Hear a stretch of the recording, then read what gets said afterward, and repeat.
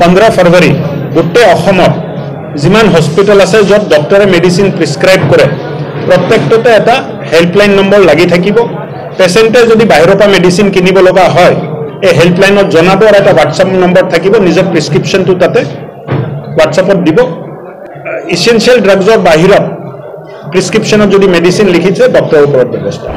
সরকারি হাসপাতালে ওষুধ পাওয়া যায় না, এই অভিযোগের ভিত্তিতে কঠোর পদক্ষেপ ঘোষণা করলেন স্বাস্থ্যমন্ত্রী অশোক সিংহল। সরকারি ওষুধের কারচুপি রোধে কড়া দাওয়াই নতুন স্বাস্থ্যমন্ত্রী।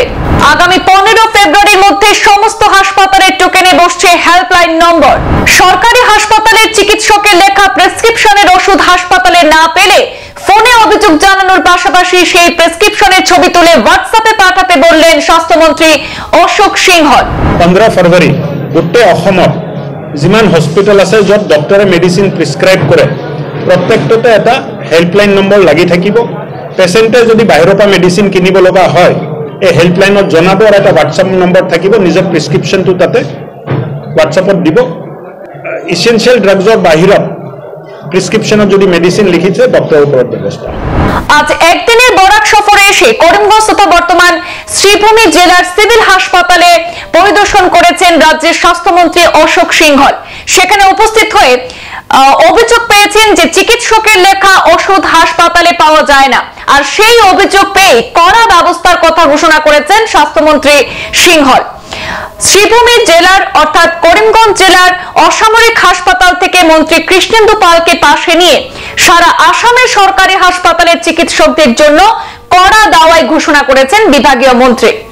আজ জেলা প্রশাসনের রিভিউ মিটিং থেকে বেরিয়ে গণমাধ্যমে কথা বলতে গিয়ে মন্ত্রী অশোক সিংহল জানিয়ে দিয়েছেন সরকারি হাসপাতালের টোকেন অর্থাৎ যেসব প্রেসক্রিপশনে সরকারি হাসপাতালের চিকিৎসকরা ওষুধ লিখেন সেই সব প্রত্যেকটি টোকেন আগামী 15 ফেব্রুয়ারির পর থেকে হেল্পলাইন এবং হোয়াটসঅ্যাপ নম্বর বসবে। সেখানে সরকারি হাসপাতালে চিকিৎসকের লেখা প্রেসক্রিপশনের ওষুধ যদি হাসপাতালে না থাকে বাইরে থেকে ক্রয় করতে হয় রোগীদের, তাহলে সেই বিষয়টি হেল্পলাইন নম্বরে জানাতে পারবেন সাধারণ মানুষ, অথবা যে হেল্পলাইন নম্বর দেওয়া হয়েছে সেই নম্বরে হোয়াটসঅ্যাপ করেও সেই প্রেসক্রিপশনের ছবি তারা পাঠাতে পারবেন এবং নিজেদের অভিযোগ জানাতে পারবেন।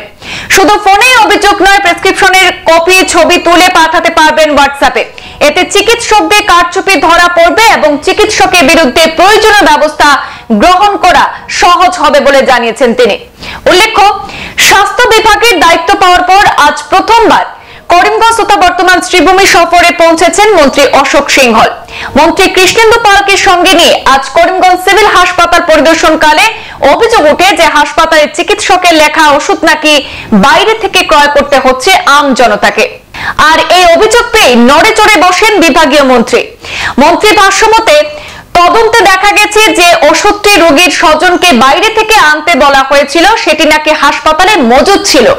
এরপরে সরকারি ওষুধের কারচুপি রোধে কড়া ব্যবস্থা গ্রহণের ঘোষণা করেছেন মন্ত্রী অশোক সিংহল।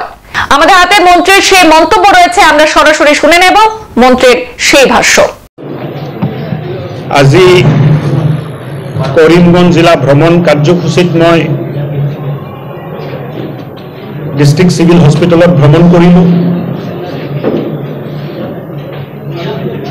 তাত থকা ডক্টৰসকলৰ লগতো আলোচনা কৰা হ'ল, পেচেণ্টৰ লগতো কথা পাতিলোঁ, আমাৰ মাতৃ জননীসকলৰ লগতো কথা পাতিলোঁ। আৰু তাত কিবা সমস্যা আছিলে, সমস্যাবোৰ ডিচি অফিচত বহি বহুতখিনি নিষ্পত্তি কৰা গ'ল। এটা অভিযোগ আহিছিল যে মেডিচিন ডক্টৰে প্ৰিস্ক্ৰিপশ্যনত যিটো লিখে গভৰ্ণমেণ্টত এভেইলেবল নাথাকে। তদন্ত কৰাৰ পিছত বুজি পালোঁ যে মেডিচিন এভেইলেবল আছে, কিন্তু যেনেকৈ লিখিছে তাত বুজা যায় যে মেডিচিন নাই। ডক্টৰসকলক মই হাতযোৰ কৰি ৰিকুৱেষ্ট কৰিলোঁ যে চৰকাৰে ইসেনশিয়াল গোটেই ড্ৰাগছ মেইনটেইন কৰি আছে, তাৰপিছত যদি পেচেণ্টে বাহিৰত যাব লগা হয় এইটো এটা বেয়া কথা হৈছে।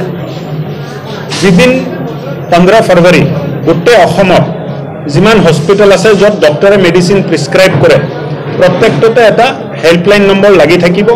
পেচেণ্টে যদি বাহিৰৰ পৰা মেডিচিন কিনিব লগা হয় এই হেল্পলাইনত জনাব আৰু এটা হোৱাটছআপ নম্বৰ থাকিব, নিজৰ প্ৰিস্ক্ৰিপশ্যনটো তাতে হোৱাটছআপত দিব। ইসেনশিয়াল ড্ৰাগছৰ বাহিৰত প্ৰিস্ক্ৰিপশ্যনত যদি মেডিচিন লিখিছে ডক্টৰৰ ওপৰত ব্যৱস্থা। ডক্টৰৰ অনুপাত অলপ কম, ৰোগীৰ অনুপাততকৈ ডক্টৰৰ মানে অনুপাত কম।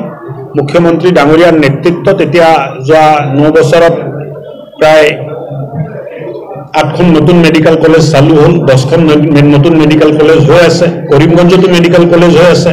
চ' এই মেডিকেল কলেজবোৰে ডক্টৰ তৈয়াৰী কৰিব। তেতিয়া ডক্টৰৰ অভাৱটো বহুতখিনি কমি আহিব। অহা দিনবোৰত আৰু অলপ পৰিৱৰ্তন কৰি ডক্টৰসকলক কেনেকৈ আমি